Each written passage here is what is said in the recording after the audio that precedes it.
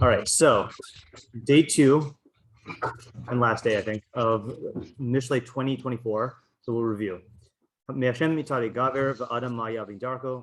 the steps of man, and I guess we didn't modify this translation. The Adam ma yavin darko, and I guess and man, what does he understand of his way? I think is how we concluded it. Let me just type that here. And man, what does he understand of his way? Okay, our questions were: what are the steps of man? What does it mean that they're from Hashem? What is darko? What does it mean to understand darko? And I guess what does it mean to understand darko? What's the relationship between the two halves of the pasuk? How can man not understand his way, or what does it mean he doesn't understand his way? Who's the audience? What, if anything, is implied by gever? And if it is a significant term, why is the second half switched to Adam? Obviously, the easy answer is that it's just using synonyms because it's fun to switch it up. Question 9 is what is the good in understanding man's darko? Like, what's the benefit, and what's the practical implication of the pasuk? And then, what does this have to do with the berachah that we say? Because the berachah is based on this, presumably. So I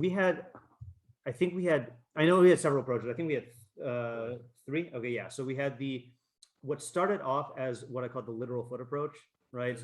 The physical foot approach. Yeah, sorry, yeah. Yad mamash foot, physical foot, which I thought Yaakov was saying, but then I think Yaakov took it in a different direction for the second half, which was another approach. So the literal foot approach was basically that Hashem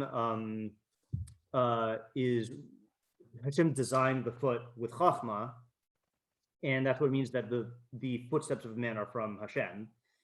And then the question was, what is the implication of the second half, right? So we said, if the foot was designed with chachma and we barely have a grasp of that, then like, what are the implications of that for like man's derech, which was like human psychology? I think that's how you ended up going. Yeah, right. Do we have another one before that? No, that was it. Sean's was after. Okay, Sean's was after, right? Anyone want to state Sean's? Just jog my memory. I forgot the. Yeah, do you remember?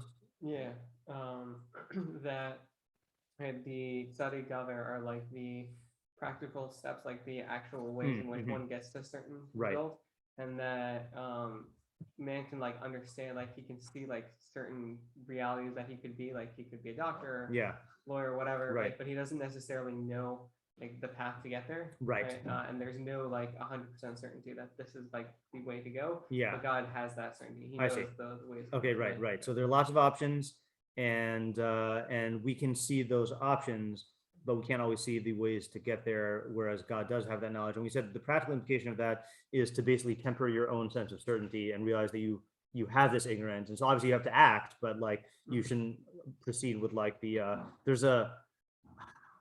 it's possible I quoted this before in Mishlei, but there's the forerunner to the CIA, I don't remember what it was called, did during World War II try to do like a psychoanalysis of Hitler.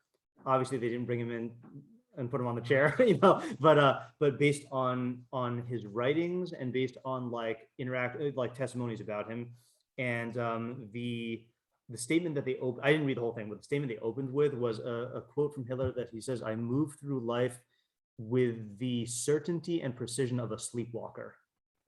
And they said that was a very psychologically like you hear that, you're like, okay, there's something going on there, and it had to do with the fact that he did believe he was under hashgacha, like he believed that he had this divine appointment, that he was destined to succeed, and there were a bunch of events in his life that like led to that. Of like, he was, the famous incident is during World War I when he was a soldier, and then he was like sitting down with a bunch of soldiers, and it was during war, but they weren't under attack, and then suddenly he like felt this need to like get up. So he got up and walked over there, and then this bomb just like blew up and like killed everyone there. And like he believed that was his, his destiny. And he had a bunch of like hashgacha pratis stories like this, And so, but basically, like he took these things and used that to affirm his own certainty in every single step that he took, and obviously that didn't work out so well for him in the end.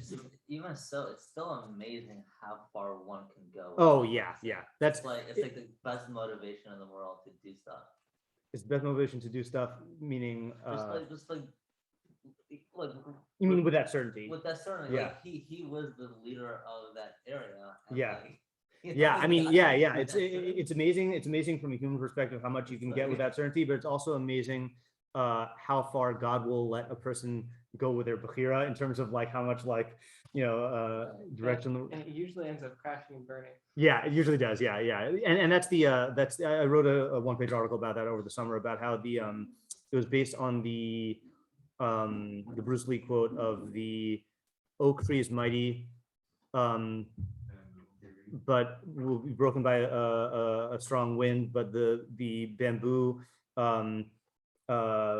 bends with the wind and by bending survives, and the point I made there, I mean, there's lots of ideas there, but the point I made there is that I think we focus on the second part about the survival, but the oak tree is mighty. Like if you are absolutely rigid in your approach and your view, you will be mighty and you will accomplish many things. It's just you'll be broken though, whereas the bamboo is not as mighty, but it can be flexible. Imagine a combination of them. Well, I mean, that's the thing is that, I mean, this is more of I feel like there are psukim in Mishlei that talk about this, but this might be more of a Tehillim thing that the tzaddik, we did this last night, right? For the Tom, that the Tom does get a certain stronghold of protection from Hashem, and there are psukim in Mishlei and Tehillim that also say that the tzaddik gets a certain strength, but it's of a different nature. It's not. It's coming from their acceptance of their own limitations and the recognition that they don't control these things.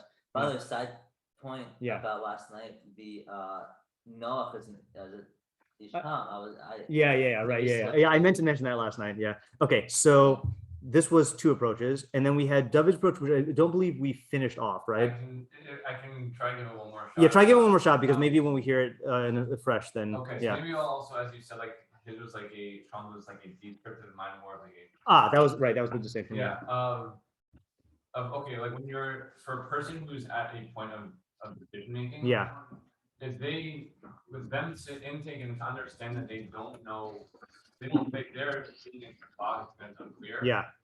If there is a situation where they can see something from God and like he has an approach, Yeah. like the Torah, Yeah. then you should go with that approach. And kind of like if you want to see this, it's kind of like an advertisement, like follow Torah. Yeah. Because this is going to be a better route. Right. You can follow. Yeah. Okay. So the way to read it then, according to your approach, is Me Hashem mitzadei gaver, is man's footsteps should be directed by Hashem, meaning from Hashem. V'adam ma yavidarko, because what can man understand of his own way? Meaning man is very, very bad at mapping out what his value should be and how to implement those values. And so just look to the system that God gave us. Yeah. Okay, good.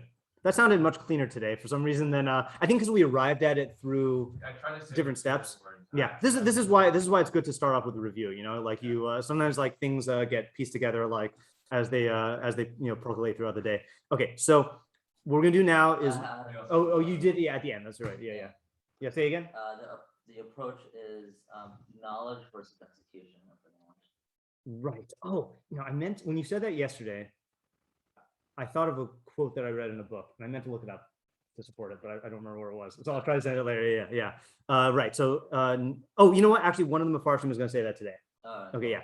All right. So what we're going to do now is do the meforshim, and just to review methodologically here, we always come up with our own approach first because we want to learn Mishlei as much as possible, and try to do what the meforshim are doing.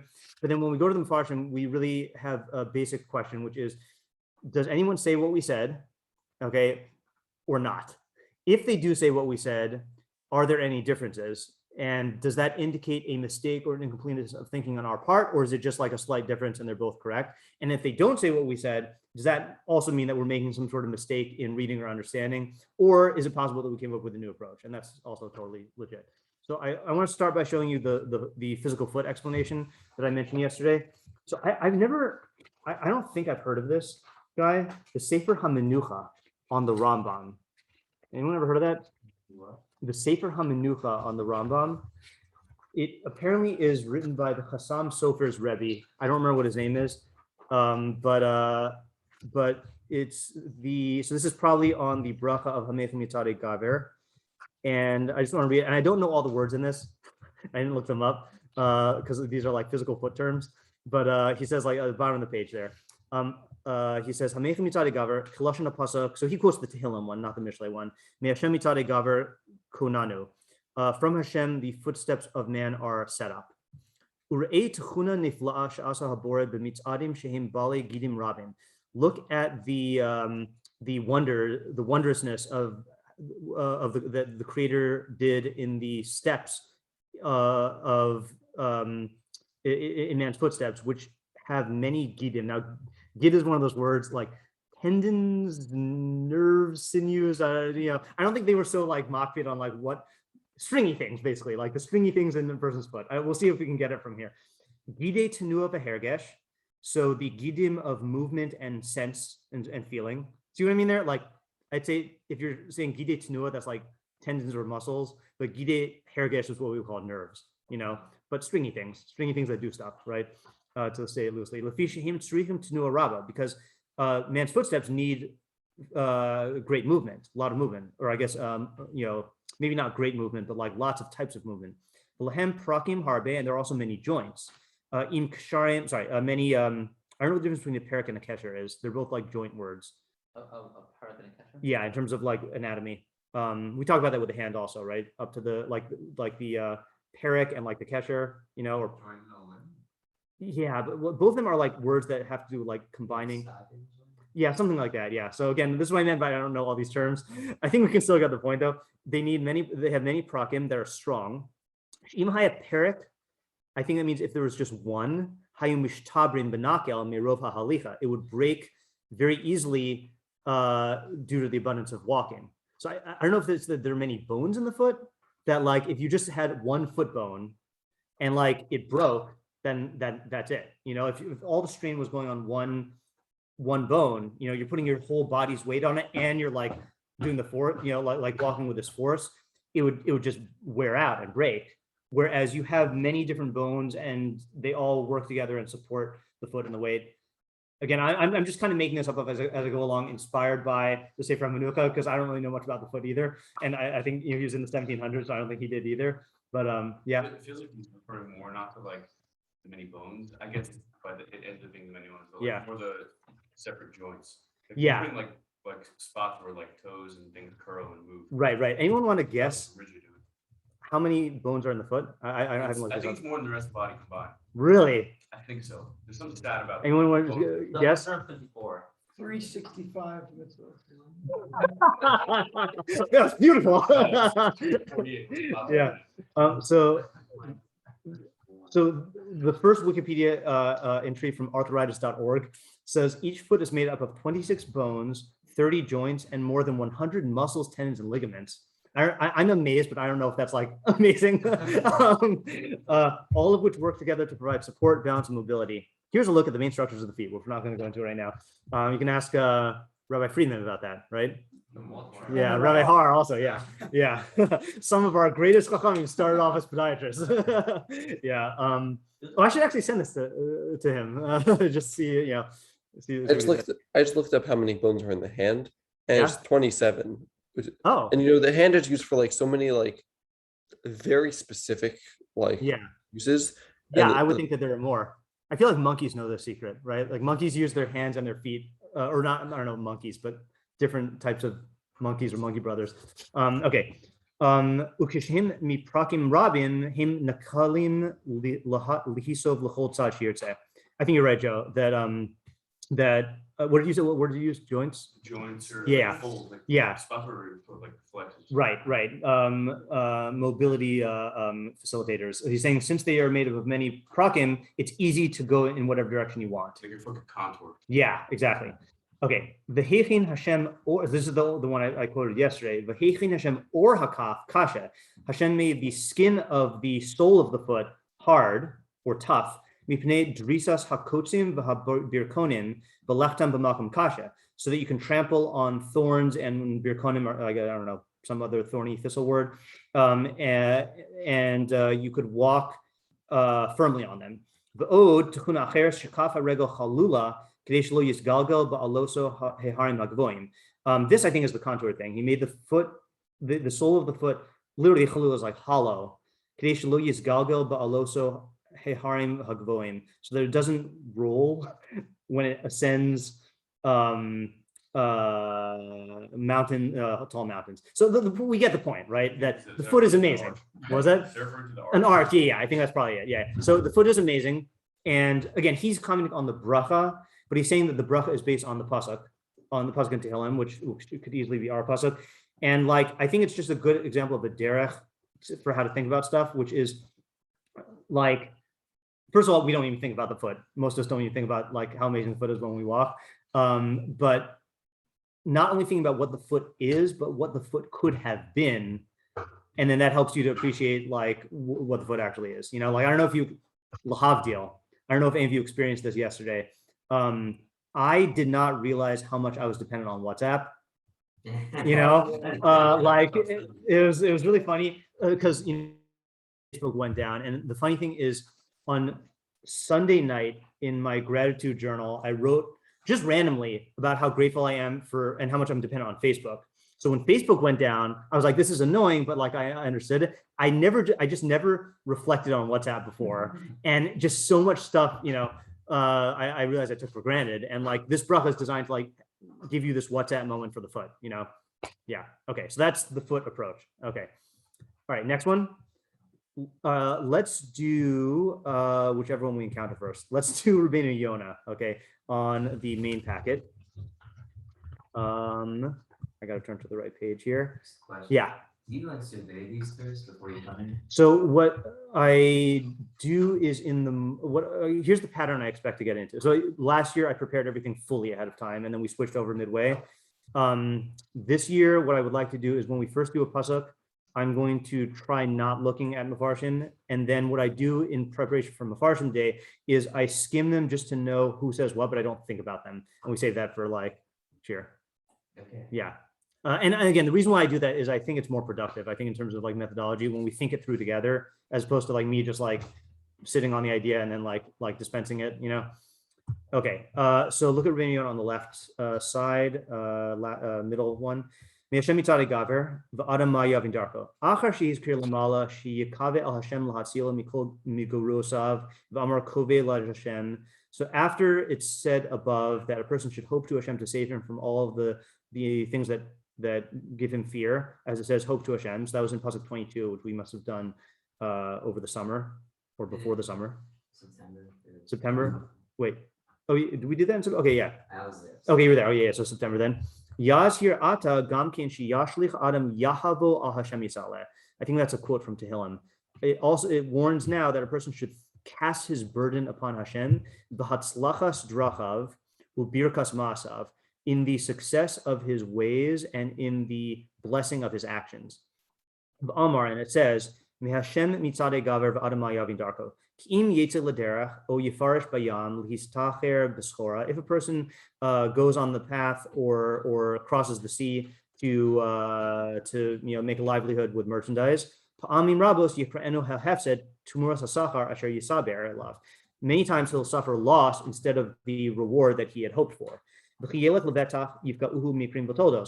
when he walks confidently, he will encounter chance occurrences and consequences. This one we did over the summer. Therefore, do not trust in your own understanding. Do not rely on your own understanding. Rather, place all of your hope in Hashem. So that's like I think along the lines of what Ariel was saying, that wait, it's not. Sorry, you said execution, right? Yeah. Well, it's related to the fact that you don't know whether your execution will succeed. You know, meaning that's going to be dependent on many factors that are not in your own control. I don't. Well, that's not what you meant. No, I wasn't saying. Yeah. You meant like how do you? I meant that you could learn the Torah. Yeah. Versus not living like the lifestyle of the Torah. Okay, so that is different. Yeah. Way different. Yeah. Right. Okay. So there were a couple more that were similar to this one, which I kind of want to read first, and then we could like try to put it together. Look at Question on this. Yeah. So what is the advice he's giving? The process giving? So the advice he's giving is to not rely on the fact that you are going to. Don't rely on the assumption that you're going to succeed, because many things can happen, which is a very basic Mishlei idea. We have, for example, the Al yishalo b'yom machar ki lo seda ma yeled yom. Don't praise yourself about what's about tomorrow because you don't know what's going to happen. You don't know what a day is going to bring. Or the one we just read of trust in Hashem with all your heart and don't rely on your own understanding, which over the summer we explained that to mean that, like, again, it's like this supreme confidence in your assessment or in your knowledge of all the factors, when there are many things that could jeopardize your success. So that seems to be the idea. We would have to then figure out what is the chiddush here, because the basic idea is very Mishlei, look at, let's see, where will we go now? Look at, hold on. So the Ralbag. I know Ralbag's not there, but hold on. Yeah, look at the Ralbag who's at the end of the packet. Second to last page. It's page Tough Kuf Mem. I think this is what I was thinking of. Yeah. So Ralbag, got it? Second to last page of the entire packet. It doesn't look like Mikros Gedolos. Back cover. Back cover, if you want to say it. Or, no, back of the back cover. Back of the back cover, yeah. Yeah. Okay, left side, Chavdalit. Okay, Hine mitzade gaver bedarcho she'elech bo him Hashem. So the footsteps of man on the path that he treads is from Hashem. Ki tzarech she'elave lo ezer eloki b'chol p'stia opsia. He needs divine assistance in each and every step. Okay, now it's very weird to hear Bob talk about that. Is that why your eyes are going big? No, it's the Oh, okay, yeah. You need an ezer eloki in each and every step. So it's unclear what he means by that. Like, does that mean like hashgacha pratis? That's not usually the term Ralbag uses for hashgacha pratis. Usually he says either lashon of like davak, like God is clinging to him. Okay, but let's read on and see what he says. What can man understand from himself of his path? If he's not accompanied by divine assistance. Man's derech does not belong to him. No, he's going to give two applications. This is clear in Dvarim Medinim is Ralbagian for like practical matters.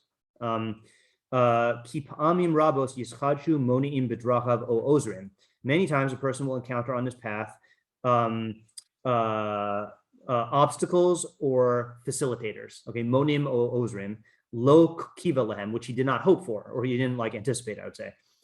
V'yoser mavur zeh b'dvarim hayunian, and this is even clearer in analytical matters, like when you're learning. Even though a person will derive many premises from sensory observations, meaning like empirical data, this is very Ralbagian. He will not necessarily acquire them perfectly such that he arrives at the object of his analysis. And the methods and systematic approaches which guide him to it. Without help from God, without overflow from God. So in other words, like this, he's saying that when you set out, so he's not learning footsteps literally. He's saying when you set out on any task, whether it's a practical decision-making task like in action, or whether it's an intellectual task in investigation, you are going to encounter many things that could impede you or that could help you, and that you don't anticipate. And therefore you need divine assistance in these things. Okay, I think that sounds a little similar to the Rבינו Yona's approach. Okay, let's do one more along these lines, then we'll try to put it together into something coherent. Okay, the Me'iry, the Me'iry on our pasuk basically says, I already explained this in 16:9, so I'm just gonna give you 16:9. 1, 2, 3. Down, and then 1, 2. Okay, so this is a very, very similar pasuk. Lev Adam Yechashiv Darko, Vadashem Yachin Sado. In fact, I think this one's a little clearer, right? Man's mind contemplates his path or plans his path, but Hashem prepares his footsteps. This has like vibes of the man plans and God laughs, only this is like less cynical, I was thinking that on this. Yeah, it's a very, very similar thing, right? Yeah, so man plans his way, but God prepares his steps. Okay, so Me'iry here says, Lev Adam Yechashiv Darko, v'Hashem yachin tzado. He'ara tori is las. Oh, sorry. I'm getting two things mixed up. Hold the meiri for 1 second. Look in the back. I intend to look at the Ralbag on this, okay? Because Ralbag here says in much shorter words what he said in the other place. Okay, top right. The heart of man contemplates. Yeah. What does raw you mean? Nice meme revival. Yeah. Okay. Nice. Okay. So we'll share the inside joke later. It's rich and deep. Man contemplates his way, how is proper for him to walk in what he wants to do. However, in execution, this is what I thought was what you're saying, but now I realize it's not. In execution, in action, he needs divine assistance. Shiyachin Sado, to prepare his footsteps, via Shirehu El Masharoi Lo B'derachahu, in order to help him to arrive at the thing that that his derech is proper for. Yeah. Okay. So can we put all this together here? Rבינו Yona and Ralbag. I don't know if they're saying the same thing, but they're both taking similar approaches. That basically, you have something you want to do, and you plan it out, but then there are things you didn't expect that could either help you or impede you. That's what Ralbag said, and then the Rבינו Yona emphasized that you might not. What did he say? That you that you should trust in God and not rely on your own understanding. So like so the question, so we get the basic idea, right? The basic idea is that you don't control all the factors, you don't know all the factors, and therefore you need God's assistance. But let's just translate this into practical terms, and hopefully in a way that like actually explains the nuances of the pasuk. Yeah. Yeah, it's funny. I was thinking that maybe it's like obviously we have to like plan, ourselves, because that's just a logical thing to do. Yeah. But there are definitely instances where you just can't plan for everything. Right. So like there is like a limitation in man's planning. Right. So why then? So that works out really well for the. Okay. Well, okay. Sorry. Go ahead. Well, I think we're gonna ask a question. I am gonna ask a question, but I didn't cut you off. No, you didn't. Okay. Why? Okay. Like, what's the puzzle we say in before Ashrei? That's like this. Rabos makshvos b'levish v'atzas Hashem hisakom.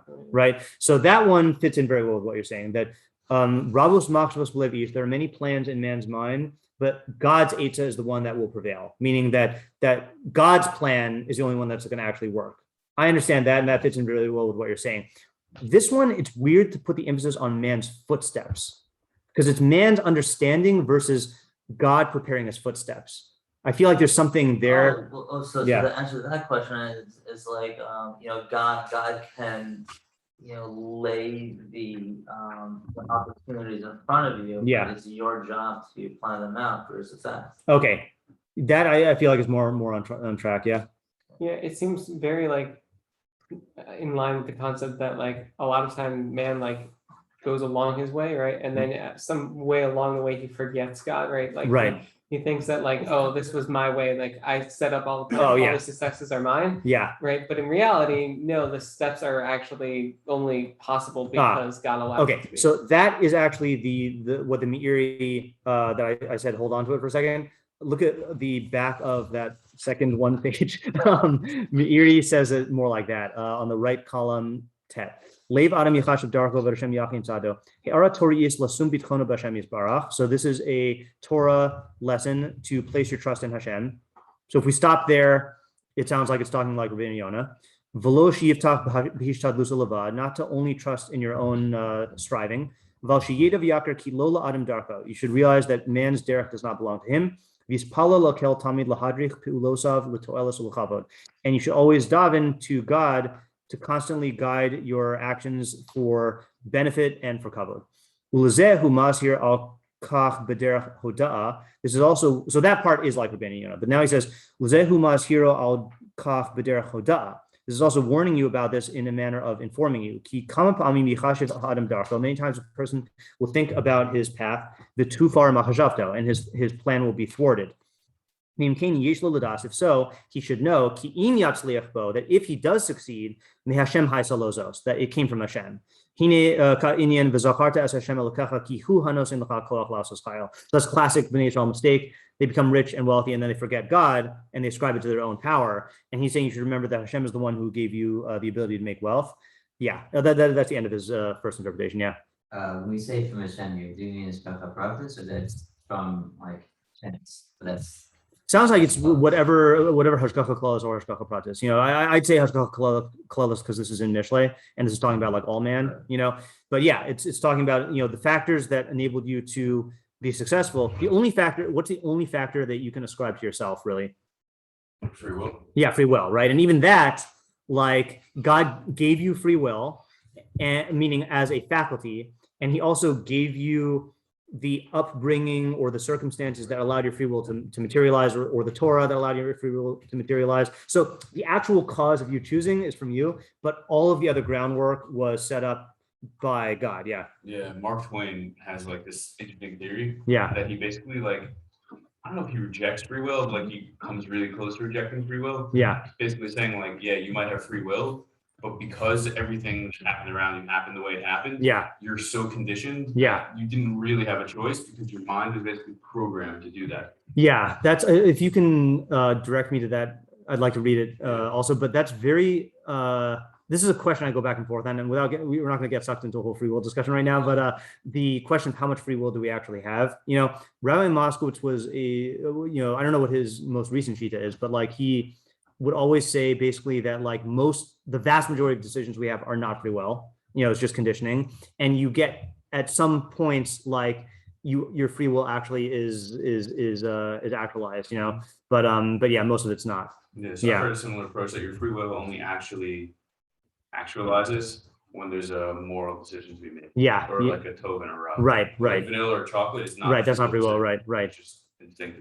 Yeah. So according to that, it's even stronger, which is that if let's say you score a business deal and you make $1 million.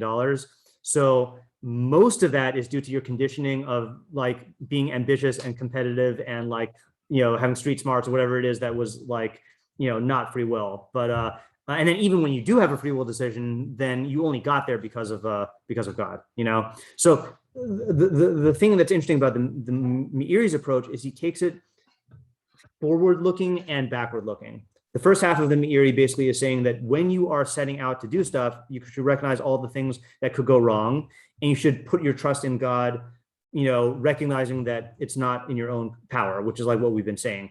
But then he also says, like Sean, in backwards looking, that don't make the mistake of attributing all the stuff to yourself, and recognize that it was really God who allowed you to do that, either through hashgacha klalos or pratis. But in all cases, it's going to be hashgacha klalos, and then in certain cases, it could be from hashgacha pratis also. This is going to be relevant to the parak of Tehillim that we're planning to do tonight. Yeah. Okay. So, do we get anything else from this?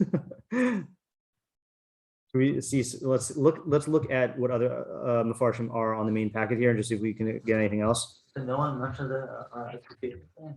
I thought I misunderstood your idea because the Meiri did talk about, or the Rambam talked about execution, but you were saying execution like guided by Torah, like kind of like in line with like David's approach. Yeah. No, I wasn't. No, go ahead. No, I was maybe I didn't respond to it, but like like you're learning the Torah, right? Yeah. You are you understand the ideas of the Torah. Yeah. The proper lifestyle that one should live. Yeah. That is just what was the phrase? The first phrase, the tone.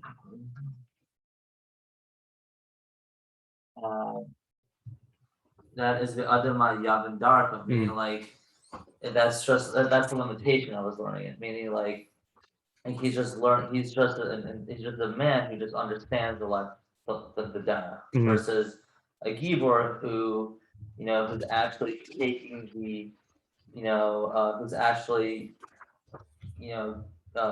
using his feet to as the put himself in a situation where he can act on it. Yeah. See, I think again, this is the type of thing that the pasuk is drawing us to think about the feet, right? And I feel like action is usually going to be a thing with the hands, So like, I'm not obviously feet are related to action, also like going places to do stuff, but that's why like you see the meforshim are taking it on this like when you set out on a task, like on a mission. I mean, as opposed to like, individual activity. Right. Yeah, Yaakov? You are saying this, but it would come out from all of this that you really should not attribute any practical results to yourself, right? Right. If I you mean, study hard for tests and get an A, you should not say that. you should say that there's a good deal that the Ron makes in the pasuk that the Meiri quoted where he says, "Ki hu anosim lecha koach la'asos chayil," that he says the pasuk does not. So chayil here means wealth, right? God gave you the koach to make wealth. The pasuk does not say God gave you wealth. God gave you the ability to make wealth. So you are the one who's using the God-given ability, but God is the one who gave you the ability, and God is the one who gave you the circumstances. So I wouldn't say you take zero credit. You could take credit from the fact that you made the decision, but it's such an infantile. That's an interesting slip. Infinitesimal. It's infantile way of thinking, but it's an infinitesimal percentage of the total credit can be claimed by you. Right, but it's the fact that the result happens. Yeah. Like you could have gone to a car crash and always the test, but right. So the fact that you were able to take the test, Right. It's not all from you. Correct. Yeah. That's not all from you. Right. Yeah. And again, I think it's important to think about all the things that could have gone wrong. Also, like whenever the easy example for me with a test is like, let's say you study really hard for a test and then you ace it. If you had gotten a bad sleep that night, then your studying might not have come to fruition, or sometimes there's a, there are teachers who are really bad at giving an idea of what is expected of the students. So it could be that you studied everything based on what the teacher indicated would be on the test, but they're just really bad at making tests or really bad at preparing their students. And so all of your efforts were good, but due to their efforts, then you do poorly on the test because they didn't set you up well, Damn teachers. Yeah. Okay. Anyone else here that we could look at? Let's just look at the Mitzudas. We usually do Mitzudas first. Let's just see bottom right on the main packet. Mehashem midrache kaf ragle, or I think it's midrache. I don't think it's midarche kaf regle ha'adam hu me'Hashem. No, I think it's midrache kaf regle ha'adam hu me'Hashem. So the treadings of the soles of man's foot are from Hashem. Ha'adam atzmo, the man himself, ma yavin darko rotzalam or lo yeda klal, meaning he doesn't know it at all. Kamo v'nachnu ma. He doesn't give us much to work with in typical fashion. What was that? Ma means nothing here. Yeah, lo yeda klal. Yeah, David. You also try to understand the berachah insofar as our own interpretations that we come up with. And I haven't taught my own, but also. Yeah, sure. Go ahead. Yeah. I forgot to return to that. Yeah. If you're starting with saying yeah. With the thought of that whatever path you're going to be going down today, yeah, I'm not the one that's going to be the one to figure out what's the greatest path, but I should in a recognition from Hashem and in the berachah of going down the path that God is going to set out for me and trying to yeah, that path. That's good also, right? So I think that fits in with your are you saying that that's I'm trying to understand it with yeah, my understanding. Yeah, with your understanding, right? Meaning that it's like a reminder that whatever path you set out on should be determined based on God. Yeah. Right. Yeah, that's good, and it also works with the other approach that we were taking of the of a reminder to temper your own certainty with the realization that you don't know, you don't understand where the path will lead as much as God does, and then also just another basic thing with the berachah is again, you say the berachah when you walk, right? If you stop and think about how many things you could not do if you were immobile, like all of your livelihood needs and food and stuff like that are dependent on your mobility. I mean, obviously, yeah, people could serve you and stuff, but it's just not, so if you realize that, all of the stuff you're about to do, does presuppose that you're going to be able to get there, and that is something that like is made possible by God. Yeah. Okay, let's stop for today, and we'll do new puzzle tomorrow, with God's help. All right. Yeah, speaking of teachers, I feel like there's a special